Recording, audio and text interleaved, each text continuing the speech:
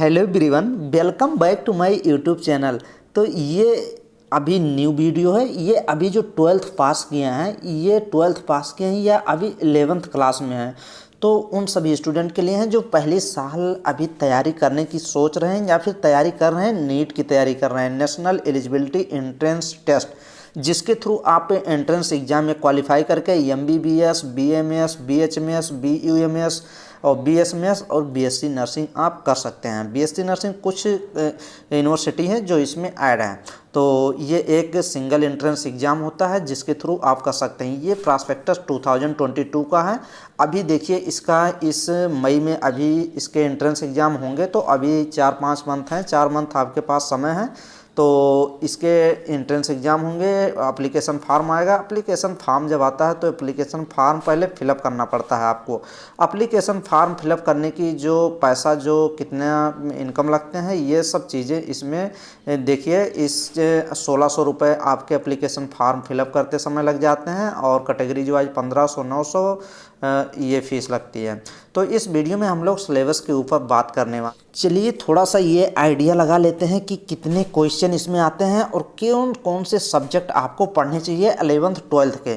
तो ये देखिए सिलेबस ऑफ द टेस्ट आपको जो ये नेशनल मेडिकल कमीशन के थ्रू NTA ये एग्ज़ाम कंडक्ट कराती है, इसमें आपका देख लीजिए ये सिलेबस का पैटर्न है। एक सिलेबस का पैटर्न तो आपको देखना ही चाहिए कि टेस्ट पैटर्न क्या होते हैं। तो इसमें आपके ये लिखा गया है एकदम कि ये सेक्शन A से 35 क्वेश्चन पूछे जाएंगे और सेक्शन B से 15 क्वेश्चन पूछे जाएंगे। और जो ये सेक्शन B से 15 क्वेश्चन पूछे जाते हैं उसमें से 10 क्वेश्चन करने होते हैं। So the total number of question and utilisation of time will remain the same. तो ये देखिए इसमें मल्टीपल चॉइस क्वेश्चन आपके पूछे जाते हैं। ये देखिए फिजिक्स, केमिस्ट्री, बायोलॉजी, इसमें आपसे फिजिक्स से क्वेश्चन आएंगे, केमिस्ट्री से, और बायोलॉजी में बॉटनी और जोलॉजी से आते हैं। तो ये चीज़ ये आप ओनली बायोलॉजी वाले स्टूडेंट इस फॉर्म को ओनली अप्लाई कर सकते हैं। जो बायो से 12th किए हैं वही स्टूडेंट ये फॉर्म अप्लाई कर सकते हैं। अब इसमें क्या है, जैसे देखिए फिजिक्स से सेक्शन A और सेक्शन B बना है। सेक्शन A से 35 क्वेश्चन आते हैं, जिसमें से आप 35 में 35 क्वेश्चन टोटल अटेम्प्ट कर सकते हैं, या कर भी सकते हैं नहीं भी, जैसे उस टाइम पे आपको क्वेश्चन आ रहे होते हैं। और सेक्शन B में 15 क्वेश्चन, 15 क्वेश्चन पूछे जाते हैं, लेकिन इसमें से आपको 10 क्वेश्चन ही करने होते हैं, 10 से ज़्यादा नहीं करने होते हैं। कम कर सकते हैं, ज़्यादा नहीं। तो टोटल मिला के आपको फिजिक्स में 45 क्वेश्चन करने रहते हैं। उसी प्रकार केमिस्ट्री में भी 45, और आपका जो आपका बायोलॉजी होता है, बॉटनी और जोलॉजी में से टोटल 90 क्वेश्चन करने रहते हैं। 45 बॉटनी से और 45 आपके जोलॉजी से, टोटल 90 क्वेश्चन। और दिया कितना रहता है, 100 क्वेश्चन दिए रहते हैं, जिसमें से 90 क्वेश्चन करने रहते हैं। सेक्शन वाइज दिया है जैसे मैंने अभी बताया है। तो इस हिसाब से आपको फिजिक्स, केमिस्ट्री, बायोलॉजी पढ़ने रहते हैं, और वो भी आपके ये समझिए कि आपके 11th और 12th दोनों पढ़ने रहते हैं। अभी आगे मैं बताऊंगा। और अगर एक क्वेश्चन आप सही करते हैं तो 4 नंबर मिलते हैं, एक क्वेश्चन आप गलत कर देते हैं तो 1 नंबर आपका माइनस हो जाता है। और ये देखिए इसमें लिखा गया है कि टोटल जो आपका क्राइटेरिया होता है 720 नंबर का होता है। 720 नंबर में अगर MBBS की बात करें तो आपको ये समझिए कि 595 के ऊपर ही नंबर लाने हैं। 500 ये समझिए कि 595, 595 अगर MBBS चाहिए तो इतने पे आपको मिल जाती है। तो चलिए नंबर तो क्राइटेरिया ज़्यादा है। चलिए और चीज़ें देखते हैं कि इसमें से अगर आप सिलेबस के ऊपर देखते हैं तो ये चीज़ देखिए, इसमें आपका जो सिलेबस होता है, टोटल कोर सिलेबस जो होता है फिजिक्स, केमिस्ट्री एंड बायोलॉजी और हायर सेकेंडरी स्टेज, मींस आपका 11th और 12th दोनों आपका होना चाहिए।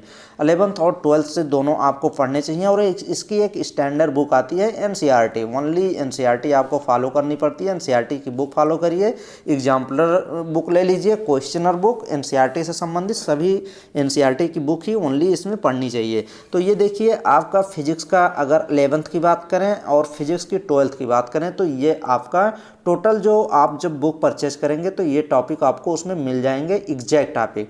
जैसे फिजिकल वर्ड एंड मेजरमेंट दिया गया, सेकंड पे काइनेमेटिक्स दिया गया, थर्ड पे लॉज ऑफ मोशन दिया गया है, फोर्थ पे वर्क एनर्जी एंड पावर, 5 में चैप्टर नंबर जो है motion of system of particles and rigid body, और 6th नंबर देखिए ग्रेविटेशन है जो कि इंपॉर्टेंट होता है। Properties of bulk matter, thermodynamics, behaviour of perfect gas and kinetics और oscillation and waves 10th number. फिर आप आएंगे 12th के फिजिक्स में। फिर 12th का physics chapter number 1 electrostatic, second पे करंट इलेक्ट्रिसिटी, थर्ड पे magnetic effect of current and magnetism, fourth पे electromagnetic induction and alternating current, और फिफ्थ पे इलेक्ट्रोमैग्नेटिक वेव, और 6 पे ऑप्टिक्स आ जाएगा, 7th पे dual nature of matter and radiation, और 8th नंबर चैप्टर जो होता है एटम्स एंड न्यूक्लियाई, और 9th पे इलेक्ट्रॉनिक डिवाइस।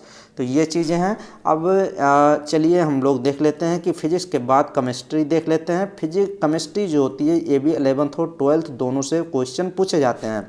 तो अगर 11th की बात करें तो ये देखिए 11th के चैप्टर आप देख सकते हैं। फर्स्ट चैप्टर जो है some basic concept of chemistry, second structure of atom, third पर जो चैप्टर है classification of element, periodicity and properties, fourth पे chemical bonding and molecular structure, 5 पे state of matter, gas and law, thermodynamics, equilibrium, और 8th number पे देखिए 8th number जो है आपका रेडॉक्स रिएक्शन, और 9th पे आपके हाइड्रोजन, 10th पे आपका एस ब्लॉक एलिमेंट जिसमें alkali and alkaline earth metal आते हैं, और some P block element, organic chemistry, some basic principle and technique, hydrocarbon और इन्वायरमेंटल केमिस्ट्री।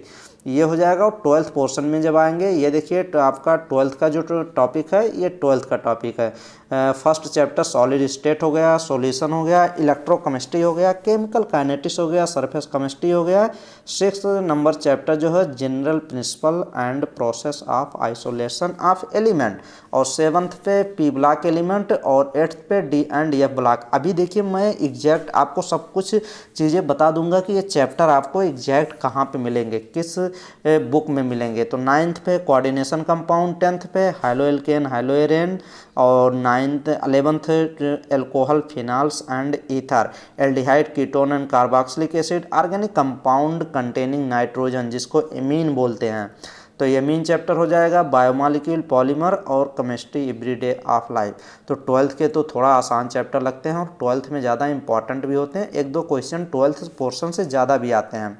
तो जैसे 12th की बात करें तो इम्पॉर्टेंट है, 11th भी इम्पॉर्टेंट है, एक ही दो क्वेश्चन ज़्यादा आता है। तो ऐसा नहीं है कि सिर्फ 12th से ही क्वेश्चन पूछे जाएंगे।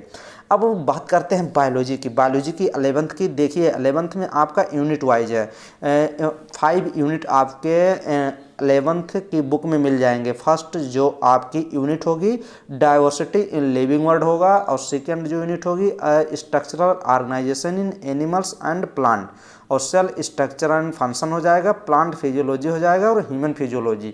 अब इसके अंतर्गत भी चैप्टर आते हैं ना, तो चैप्टर वाइज इसमें भी डिवाइड किए गए हैं। तो कितने कितने चैप्टर इसके अंतर्गत आते हैं ये यूनिट वाइज है। जब इसके अंदर जाएंगे तो आपको यूनिट भी मिलेंगे। तो ये चीज़ें हो जाती हैं। जैसे 12th में आप जाएंगे देखिए फर्स्ट पे आपका रिप्रोडक्शन है। अब रिप्रोडक्शन में ये तो एक यूनिट का नाम हो गया ना। अब जब जैसे रिप्रोडक्शन में जाएंगे तो 4 चैप्टर आपको मिलते हैं इसमें। रिप्रोडक्शन में 4 unit, reproduction in organism, sexual reproduction, human reproduction, reproductive health, इसमें 4 चैप्टर है। और जेनेटिक्स में आपको भी 3 चैप्टर मिलते हैं, 2 चैप्टर जेनेटिक्स, एक इवोल्यूशन का मिलता है।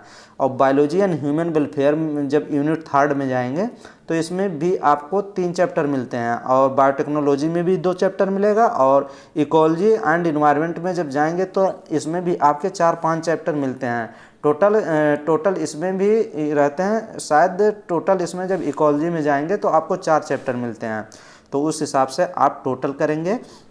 और ये सभी जितना भी मैंने सिलेबस बताया है ये आपको एनसीईआरटी बुक परचेज करिए। एनसीईआरटी बुक की 11th और 12th में टोटल आपको सिलेबस एक एक चैप्टर एक एक यूनिट आपको मिलेंगे। और ये पूरा चैप्टर को एक्सप्लेन किया गया है कि फिजिक्स के यूनिट फर्स्ट में आपको क्या क्या पढ़ना है, यूनिट सेकंड में क्या क्या पढ़ना है। ऐसे आप पूरा फिजिक्स, केमिस्ट्री, बायोलॉजी भी देख सकते हैं। तो न्यू स्टूडेंट जो अभी हैं प्रिपरेशन स्टार्ट किए हैं या अभी करना चाहते हैं तो अपना फिजिक्स, केमिस्ट्री, बायोलॉजी शुरू कर दीजिए। सिलेबस चेंज 2022 में होगा कि नहीं होगा अभी कोई आइडिया नहीं है। एनसीईआरटी को फॉलो 100% किए जाएंगे, कोई चेंज होने वाला नहीं है। ओनली बायोलॉजी वाले स्टूडेंट ये फॉर्म अप्लाई कर सकते हैं। और इसका फॉर्म कब आएगा? अभी लगभग इस मंथ के बाद नेक्स्ट मंथ से इसके एप्लीकेशन फॉर्म आ जाएंगे। और सिलेबस तो मैंने आपको बता ही दिया। तो चलिए, आई होप आप सब लोग समझ गए होंगे कि क्या चीज़ आपको पढ़ने हैं नीट के लिए।